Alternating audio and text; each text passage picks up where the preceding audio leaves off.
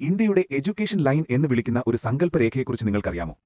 ഈ ലൈനിന് പുറത്തുള്ള സംസ്ഥാനങ്ങളിൽ 75% കൂടുതലാണ് സാക്ഷരതാ നിരക്ക്. എന്നാൽ ഈ ലൈനിനുള്ളിലുള്ള സംസ്ഥാനങ്ങളിൽ അത് 75% താഴെയാണ്. ഉദാഹരണത്തിന്, ഉത്തർപ്രദേശ് 73%, രാജസ്ഥാൻ 69.7%, മധ്യപ്രദേശ് 73.7%, ഛത്തീസ്ഗഡ് 74.3%, ബീഹാർ 70.9%, ഝാർഖണ്ഡ് 74.3%, തെലങ്കാന 72.8%, ആന്ധ്രാപ്രദേശ് 66.4%. അതേസമയം ഈ ലൈനിന് പുറത്തുള്ള സംസ്ഥാനങ്ങൾ തമിഴ്നാട് 82.9%, കേരളം 96.2%, കർണാടക 77.2%, പശ്ചിമബംഗാൾ 80.5%, ഒഡീഷ 77.3%, മഹാരാഷ്ട്ര 84.8%, ഗോവ 87.4%, ഗുജറാത്ത് 82.4%.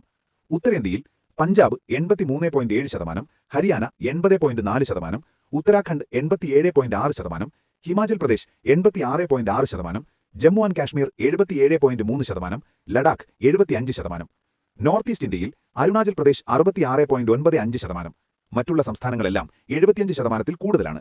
ഇപ്പോൾ കമന്റിൽ പറയൂ, നിങ്ങളുടെ സംസ്ഥാനത്തിന്റെ സാക്ഷരതാ നിരക്ക് എത്രയാണ്?